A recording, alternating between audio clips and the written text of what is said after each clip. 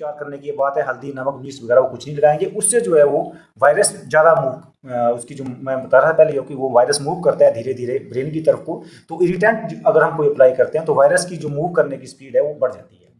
लेकिन क्या सिर्फ कुत्ते के काटने से ही रेबीज होता है या बिना काटे भी रेबीज आ सकता है इंसानों में? हर साल 20 से 30 हज़ार ह्यूमन डेथ्स होती हैं रेबीज़ की इंडिया में, और उसमें से 40 से 60% जो डेथ्स होती हैं वो छोटे बच्चों में होती है। और अगर ये जो ह्यूमंस में जो इंडिया में जो इसका जो ट्रांसमिशन होता है डॉग्स जो बीमारी का रेबीज़ का, उसमें से 96% केसेस में डॉग बाइट के कारण होता है, डॉग्स के कारण होता है। साथियों नमस्कार, किसान न्यूज़ पर आप सभी का एक बार फिर से स्वागत। मैं हेमंत शर्मा आप लोगों के बीच, और आज एक बहुत ही गंभीर मुद्दा आप लोगों के बीच हम चर्चा के लिए लेकर आए हैं। रेबीज जिसकी समस्या को लेकर हर कोई आपके इलाकों में भी परेशान रहे होंगे और काफ़ी ज़्यादा दिक्कत जो है वो रेबीज़ से रहती है। लेकिन क्या वजह रहती है, रेबीज़ किन कारणों से होता है और इसका उपचार किस तरीके से करना चाहिए और कहाँ आप बचाव जो है वो इससे कर सकते हैं, वो सारी बातें आपको गहराई से जानने और समझने के लिए हमारे बीच आज पशुपालन विभाग से जो है डॉक्टर अभिषेक गांधी जी हमारे बीच में हैं। तो डॉक्टर अभिषेक, आपका स्वागत रहेगा पहले तो किसान न्यूज़ पर। नमस्कार सर जी, मैं आपके माध्यम से आपके सभी दर्शकों का भी हार्दिक अभिनंदन करता हूँ। जी डॉक्टर साहब, जैसा कि कुछ आंकड़ों पे हमारी चर्चा भी चल रही थी अभी कि वर्ल्ड लेवल पे अगर बात करें तो 60,000 लोग हर साल जो है रेबीज़ के कारण ही मौतें होती है, जिसमें से 50% आंकड़ा तो हमारे भारत का ही है। और ये काफ़ी बड़ा फिगर भी रहता है क्योंकि भारत में ही 30,000 लोग जो है वो हर साल रेबीज़ से मरते हैं। तो आज हमारी चर्चा का विषय भी यही है क्योंकि अगर हम डॉग लवर्स की बात करें तो हर एक एरिया, हर एक क्षेत्र में, चाहे गाँव की बात करें, शहरों की बात करें, डॉग्स तो हर एक जगह पर अवेलेबल है। और ये बीमारी, जैसा कि आप बता ही रहे थे कि इसका इतिहास जो है वो करोड़ों साल पुराना है। जब से हमारा आयुर्वेदा या हमारा जो वेद बने हैं उसमें भी इसका जिक्र मिलता है। तो ये क्या समस्या है, किन कारणों से होती है, बचाव कैसे करें और क्या कुछ प्रिकॉशंस जो है वो हम रख सकते हैं, वो आप थोड़ा सा जानकारी बताएं।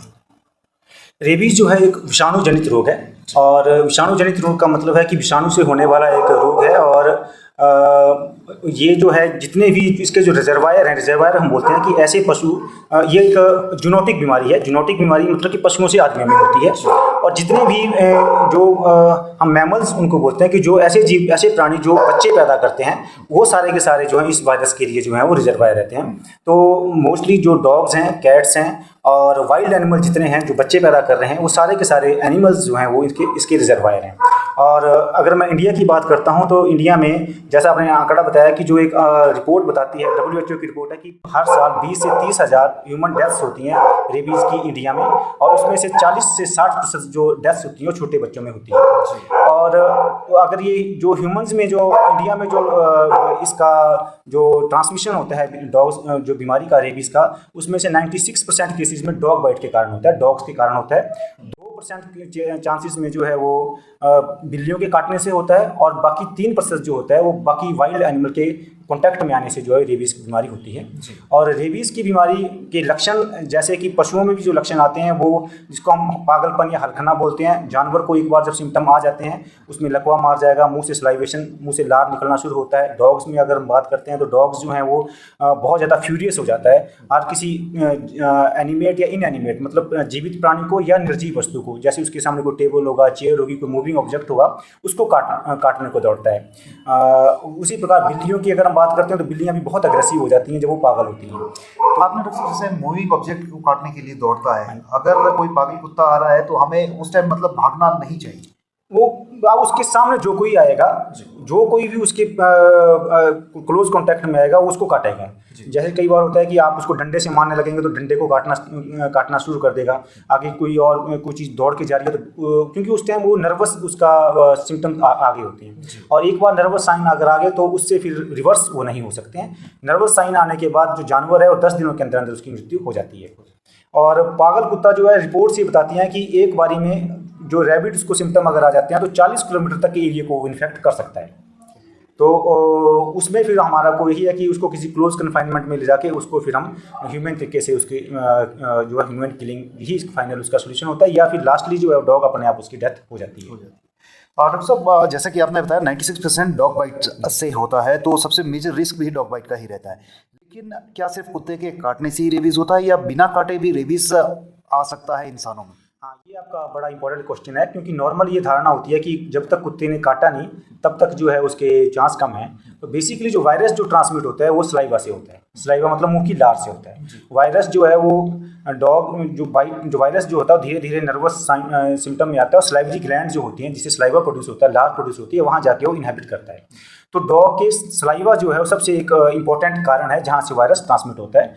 तो अगर वो सलाइवा हमारा कोई ब्रूज्ड स्किन ऐसी हमारी त्वचा के ऊपर कोई कहीं क्रैक्स हैं या थोड़ा कहीं घाव है उसके ऊपर डॉग चाट भी लेता है तो उससे भी चांसेस जो है कि वो ट्रांसमिट हो सकता है। तो नॉर्मली हमारे हाथ में या हमारे क्योंकि हमारे ऐसे माइक्रोस्कोपिक कट्स हैं, ब्रूजेज रहते हैं जो हमारे को दिखते भी नहीं। अगर हम माइक्रोस्कोप के नीचे देखेंगे तो हमारे को लगेगा कि हमारी स्किन अभी इंटैक्ट नहीं थी। तो अगर आपको लगता है कि किसी डॉग ने, आवारा कुत्ते ने या कोई बिल्ली ने आपके हाथ को चाट लिया है तो उससे भी जो है चांसेस हैं कि वो ट्रांसमिट हो जाता है। और दूसरा ये रिपोर्ट्स तो कंजक्टिवा ट्रांसमिशन की भी बात करते हैं, उसमें रिपोर्ट्स थी कि लार जो है किसी की आंख में गिरी और वहाँ से जो था वो रेबीज जो है ट्रांसमिट हुई आदमी में। और आदमियों में भी फिर ऐसा है कि एक बार सिम्टम अगर ह्यूमंस में हो जाते हैं, मनुष्य में होते हैं, तो वो फिर धीरे धीरे उसका इंक्यूबेशन पीरियड बहुत लंबा है। इंक्यूबेशन पीरियड हम ये बोलते हैं कि जैसे आज किसी वायरस का शरीर में एंट्री हुई और कब उसका लक्षण आए। तो ये जो ह्यूमंस में इसके लक्षण जो हैं वो वेरिएबल इंक्यूबेशन पीरियड है। ये 7 दिन से लेके 3 महीने तक का इसका इंक्यूबेशन पीरियड है और कई जगह तो कई सालों तक भी रिपोर्ट्स आती हैं कि कुत्ते ने बचपन में काटा था और कई साल बाद जो है वो उसमें रेबीज के सिम्टम आए। बेसिकली होता क्या है कि कुत्ते ने, वो डिपेंड करता है कि जानवर ने किस एरिया में काटा है। अगर उसको ब्रेन से दूर काटा है कि टांग के पास, पाँव के पास काटा, तो वायरस धीरे धीरे जो है वो मूव करना शुरू करता है नसों के माध्यम से और उसका मेन टारगेट होता है कि उसने ब्रेन तक, सलाइवरी ग्लैंड तक पहुंचना है। तो कई बार जो है वो अगर ब्रेन से दूर काटा है तो उसमें 3 महीने, 4 महीने, 6 महीने का टाइम लग जाता है इंक्यूबेशन पीरियड उसको पहुंचने के लिए। अगर उसको मुंह के नज़दीक काटा हुआ है, हाथों में काटा हुआ है, मुंह में काटा है, अपर चेस्ट रीजन में काटा है, तो उसमें जो है बीमारी के सिम्टम जो है वो जल्दी आते हैं क्योंकि ब्रेन तक जो वायरस जो है जल्दी पहुंच जाता है। तो दूसरा ये कि जो हमारे ज़्यादा मूवेबल पार्ट्स हैं, जैसे हाथ हैं या फिर हमारे फ्रेंचिज हैं जहाँ पे हमारी एक्टिविटी ज़्यादा हो रही है, अगर वहाँ पे अटैक होता है तो तब हम उसको, उसमें भी ऐसा है कि अलग अलग लेवल के ग्रेड्स हैं कि किस लेवल का अटैक हुआ है, तो उस तरीके से जो है वो बीमारी ट्रांसमिट होती है। और एक बार अगर बीमारी ह्यूमंस में भी हो जाती है तो उससे फिर बच नहीं सकते हैं। तो उसका सिर्फ यही है कि वैक्सीनेशन ही उसका एक उपाय है कि हम उससे बचने के लिए जो है पोस्ट एक्सपोजर हम प्रोफाइलैक्टिक वैक्सीनेशन लगाएं। डॉक्टर साहब जैसा कि WHO की रिपोर्ट्स बताती है 40% डेथ केसेस जो है वो इंडिया में वो बच्चों के हैं। तो क्या वजह रहती है कि बच्चों की इतनी ज़्यादा डेथ्स जो है वो इसमें होती है? सबसे बड़ा कारण जो है वो ये रिपोर्ट्स हैं कि 40 to 60% डेथ्स जो हैं वो WHO की रिपोर्ट की बच्चों में हो रही है। और बच्चों में भी अगर हम एज ग्रुप की बात करते हैं 10 से 18 साल के बच्चे जो हैं उसमें मोस्टली इन्वॉल्व हैं। तो सबसे बड़ा कारण तो एक अवेयरनेस की कमी है। होता क्या है कि जैसे सपोज कि हमारे स्ट्रीट डॉग्स हैं, स्ट्रे डॉग्स हैं, वो सड़कों में बैठे रहेंगे, बच्चे स्कूल से आते हैं वापस आएंगे तो उनकी एक आदत होती, टेंडेंसी है, क्योंकि उनको रेबीज़ के बारे में अवेयरनेस नहीं है, टेंडेंसी नहीं है कि वो डॉग्स को सहला रहे हैं, तो सहलाती बार जो है कई बार कुत्ते ने काट लिया या चाट लिया, तो बच्चे जो हैं फिर उस चीज़ को आगे अपने पेरेंट्स को बताते नहीं हैं। या हल्का सा कहीं कोई कट लग गया तो उसको अवॉइड करते हैं, क्योंकि उनको इस चीज़ की अवेयरनेस नहीं है कि बाई चांस कुत्ते ने काट लिया है या चाट लिया तो हमारा पहला एक्शन क्या रहेगा। तो वो ना तो उस वुंड को धोएंगे और ना ही जो है अपने पेरेंट्स को बताएंगे कि ऐसा कोई अटैक हुआ है। तो यही कारण है अवेयरनेस की कमी, जिसके कारण जो है कि बच्चे एक तो पेरेंट्स को बता नहीं पाते हैं, और दूसरा जो है जो वुंड मैनेजमेंट इसमें बहुत इंपॉर्टेंट है। मैं ये बताना चाहूँगा कि अगर हम जब काटने के बाद या आपको लगता है कि किसी को आवारा कुत्ते ने या किसी जानवर ने काट लिया है या उसको चाट लिया है, तो जो यहाँ पे वुंड क्रिएट हुआ है उसकी मैनेजमेंट करना जो है बहुत इंपॉर्टेंट है। मैनेजमेंट की हमने कैसे उस जख्म को साफ करना है, और वो जितना जल्दी हम उस जख्म को साफ करते हैं उतना जल्दी जो हम वायरस को वहाँ से रिमूव कर पाएंगे और बीमारी के होने के चांसेस जो है बहुत कम हो जाते हैं। डॉक्टर साहब कोई रेबीज़ इन्फेक्टेड अगर डॉग है वो अगर काटता नहीं है, चाट के निकल जाता है, तो उसको कैसे साफ करना है, क्या प्रिकॉशंस रखनी है उस दौरान? मतलब हॉस्पिटल कई सोचते हैं कि चलिए मुझे तो कोई खरोंच भी नहीं लगी, कुछ भी नहीं हुआ, लेकिन जैसा आपने कहा सलाइवा लगा है, तो सलाइवे से वो इन्फेक्ट हो सकता है, तो उसकी सफाई कैसे करनी है, या प्राइमरी ट्रीटमेंट किस तरह से देना है, चाहे हल्का कट लगा भी है या नहीं भी लगा? हाँ, ये बहुत इंपॉर्टेंट है और ये अवेयरनेस मैं आपके माध्यम से भी आपके माध्यम से ये बताना चाहूँगा कि आप इस चीज़ को पैम्पलेट के थ्रू बोल सकते हैं या बार बार अपने किसी चैनल के थ्रू लोगों को अवेयर कर सकते हैं कि वूंड मैनेजमेंट जो है बहुत इंपॉर्टेंट है रेबीज़ के फैलाने से रोकने के लिए। तो उसमें एक बड़ा स्पेसिफिक सा तरीका रहता है कि अगर आपको लगता है कि आपको किसी वाइल्ड एनिमल ने या किसी पागल कुत्ते ने या किसी आवारा कुत्ते ने, बंदर हैं, बिल्ली हैं, क्योंकि आजकल मंकी मेनेसी बंदर भी बहुत ज़्यादा हो गए हैं जो हैबिटेशन में घूमते हैं, कि वह बंदर जो अप्रोच मार लेता है, बंदर काट लेता है। तो अगर किसी भी वाइल्ड एनिमल का अटैक कहीं पे हो रहा है, आपको कोई जख्म हो गया या कोई कहाँ पे आपको चाट लिया जानवर ने, तो उस जख्म को सबसे पहले तो हम ये बोलते हैं कि आप रनिंग टैप वाटर में 15 मिनट के लिए लगातार धोएंगे। और उसमें भी स्पेसिफिकेशन अगर होती है कि आप 1 या 2 फुट हाइट से आप पानी आपके ऊपर, उसके जख्म के ऊपर गिरना चाहिए।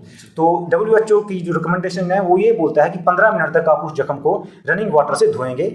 और आपके पास कोई भी साबुन हो, कई जो साबुन जो आपके पास, हम फिनोलिक सोप की बात करते हैं, पर फिनोलिक सोप आज की डेट में मार्केट में कम आते हैं। तो हाँ, तो अगर आपके पास, आपको ऑप्शन है कि आपके पास डिटर्जेंट सोप है, कोई आपके पास कोई कपड़े धोने वाला कोई साबुन है या कुछ है, तो उससे अगर आप है तो आप उसको अच्छी तरह से धोइए, झाग बनाते रहेंगे, धोते रहेंगे पानी से 15 मिनट तक जो आप उसको लगातार धोएंगे। ठीक है। इसके अलावा आप उसके ऊपर कोई भी इरिटेंट नहीं लगाएंगे। कई बार हमारे गांव में या कई बार किसान भाई ऐसा बोलते हैं कि जी इसके ऊपर थोड़ा सा नमक मिर्च लगा देते हैं, नींबू लगा देते हैं, या कोई नीम के पत्ते लगा देते हैं, हल्दी का पेस्ट लगा देते हैं। हाँ, हमारे जो घरेलू टोटके हैं वो आप बिल्कुल यूज़ नहीं करेंगे 15 मिनट तक। जो आप, या आपके पास वो साबुन नहीं है तो कोई किसी भी तरह का कोई भी साबुन, नहाने का साबुन नहीं है तो दूसरा साबुन आप यूज़ करेंगे, झाग बनाते रहिए और उसको साफ करते रहिए। और कोई भी एंटीसेप्टिक सोल्यूशन जो आपके घर में अवेलेबल है, एंटीसेप्टिक मतलब कि चाहे आप डेटॉल है, सेवलॉन है, वो आप लगाएंगे। अगर और जो कोई जख्म है, जख्म हो गया है, आप वहाँ से ब्लड निकल रहा है, तो उस ब्लड को रोकने की कोशिश नहीं करेंगे, थोड़ी देर तक उसको बहने देंगे। और उसके बाद तुरंत जो है आप अपने नज़दीकी, चाहे वो प्राइमरी हेल्थ सेंटर है या हॉस्पिटल है, वो डॉक्टर की सलाह के साथ अगला काम शुरू करेंगे। पर जो कोई भी, अगर हमारे जो देसी उपचार करने की बात है, हल्दी नमक मिर्च वगैरह वो कुछ नहीं लगाएंगे, उससे जो है वो वायरस ज़्यादा मूव, उसकी जो मैं बता रहा था पहले, कि वो वायरस मूव करता है धीरे धीरे ब्रेन की तरफ को। तो इरिटेंट अगर हम कोई अप्लाई करते हैं तो वायरस की जो मूव करने की स्पीड है वो बढ़ जाती है। तो वूंड मैनेजमेंट बहुत इंपॉर्टेंट है। जख्म, अगर आपको लगता है कि आप अभी आज डॉक्टर के पास नहीं जा पा रहे हैं, तो सबसे पहले आप इमीडिएटली जो है वो आप उसको जख्म को अच्छी तरह से धो लेंगे। ठीक है। और 24 घंटे के अंदर अंदर जो है आपको, और ये है कि वैसे तो इमीडिएट है, अगर फिर भी कहीं डिले हो गया है तो जितना जल्दी हो सके वो जल्दी आप उस काम को करिए। डॉक्टर साहब, कई दफ़ा क्या होता है कि कोई कुत्ता जो है वो नॉर्मल डॉग है, वो काट जाता है, तो क्या प्रिकॉशनरी तौर पर भी रेबीज़ के इंजेक्शन लगाने चाहिए या लगते हैं क्या? बिल्कुल जी, बिल्कुल। वैसे तो अगर जो ह्यूमंस के लिए जो रिकमेंडेशन हैं वो तो मेडिकल ऑफिसर ही ऑथराइज हैं इस चीज़ के देने के लिए, परंतु क्योंकि ऐसा है कि जो वैक्सीनेटेड डॉग भी है, अब उसमें हम ये बोलते हैं कि अगर उसको वैक्सीन लगे हुए 3 महीने से ज़्यादा का टाइम हो गया है, तो धीरे धीरे उसके अंदर जो है इम्यूनोग्लोबिन का लेवल थोड़ा सा कम रहता है। नो डाउट वो एनिमल के लिए, तो उस डॉग के लिए तो वो इम्यूनिटी इसको प्रोवाइड कर रहा है, पर हो सकता है कि वो उसके बाइट में या उसकी सलाइवा में वो वायरस को शेड कर रहा हो। तो ये अगर आपको किसी भी डॉग ने, चाहे वो इम्यूनाइज्ड है चाहे नहीं है, आप उसका एक्सपोजर हुआ है, तो तुरंत आप जो है वो आप मेडिकल ऑफिसर से मिलेंगे और अपने लिए जो है जैसा भी वो रिकमेंड करते हैं, मोस्टली जो है हम यही बोलते हैं कि पोस्ट एक्सपोजर प्रोफिलैक्टिक वैक्सीनेशन लगाना बहुत कंपलसरी है, क्योंकि ह्यूमंस में भी वो जो वैक्सीन है वो फ्री ऑफ कॉस्ट लग रही है। और क्योंकि ऐसा है कि इस बीमारी का उपचार कोई नहीं है, एक बार अगर बीमारी हो जाती है तो फिर उससे आप रिवर्ट बैक नहीं कर सकते हैं, तो इसका सिर्फ वैक्सीनेशन ही एक बचाव है। तो इसमें ऐसा नहीं आप कर सकते कि मेरा डॉग था, मैंने इसको वैक्सीन लगाई थी और इसी ने मेरे को काटा है या चाटा है या इससे मेरे को जख्म अगर हो गया, तो तब भी आप कंसल्ट करेंगे मेडिकल ऑफिसर को। और मोस्टली 99% केसेस में भी वो रिकमेंड करते हैं वैक्सीन लगाने के लिए। डॉक्टर साहब, कोई और बात जो आप इससे जुड़ी कहना चाहते हैं हमारे दर्शकों को? मैं यही बोलना चाहूँगा कि जो हमारे आजकल इंडिया का भी एक हमारा प्रोग्राम चला हुआ है, नेशनल लेवल का प्रोग्राम है। इसमें भारत सरकार ने ये डिसाइड किया हुआ है कि है national action plan from dog mediated elimination of rabies 2030। इसमें जो है ये अलग अलग डिपार्टमेंट की एक कोलैबोरेटिव अप्रोच के साथ है। उसमें भारत सरकार ने ये डिसाइड किया है कि 2030 तक जो है हम रेबीज़ को जो है केसेस को जीरो तक लाने की कोशिश करेंगे। तो इसमें जो है जो एनिमल हस्बेंड्री डिपार्टमेंट भी इन्वॉल्व है, इसके अलावा पब्लिक हेल्थ डिपार्टमेंट और हमारा health and family welfare department, ये सब लोग इन्वॉल्व हैं। तो जो हमारे डिपार्टमेंट का जो मेन अप्रोच रहेगी वो है डॉग स्टरलाइजेशन और वैक्सीनेशन, एंटी रेबीज़ वैक्सीनेशन। तो मेरा यही आपसे रहेगा कि जब कभी भी आप हमारे एरिया में, जो आपके एरिया में हमारे डिपार्टमेंट के थ्रू कभी कोई कैंप्स लगते हैं, चाहे वो वैक्सीनेशन के हों या फिर एनिमल बर्थ कंट्रोल के हों, तो उसमें बढ़ चढ़ के हिस्सा लें। और अगर आपको लगता है कि कोई स्ट्रे डॉग्स हैं तो स्ट्रे डॉग को बिना किसी एक्सपर्ट की एडवाइस के खुद ना हैंडल करें। कई बार ऐसा होता है कि आजकल हमारे पास बहुत सारे एनजीओज भी इन्वॉल्व हैं, कई लोग ऐसे एनजीओज के साथ जुड़े हुए हैं, पर प्रॉपर गाइडेंस या प्रॉपर नॉलेज ना होने के कारण कहीं कोई आपको स्ट्रे डॉग दिखा, बिना किसी प्रिकॉशन के, बिना किसी ग्लव्स के आप उसको हैंडल कर लेते हैं।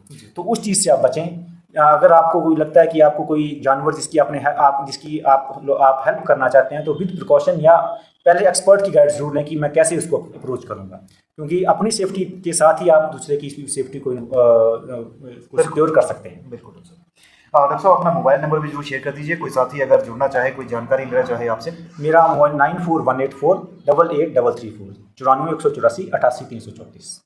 बहुत बहुत शुक्रिया डॉक्टर साहब इस बहुमूल्य जानकारी को देने के लिए। और दर्शकों, आप भी अपने कमेंट जरूर दीजिएगा इस वीडियो पे, और आपकी क्या राय है, और कोई सवाल आपके हों डॉक्टर साहब से जुड़े हुए, तो आप कमेंट के माध्यम से अपने सवाल रखिएगा। हम नेक्स्ट एपिसोड, अगर आपके सवाल हम तक पहुंचते हैं तो हम नेक्स्ट एपिसोड में जो है वो डॉक्टर साहब से फिर बातचीत करेंगे और आपके सवालों को उनके सामने उठाएंगे। फिलहाल अभी के लिए इतना ही, धन्यवाद।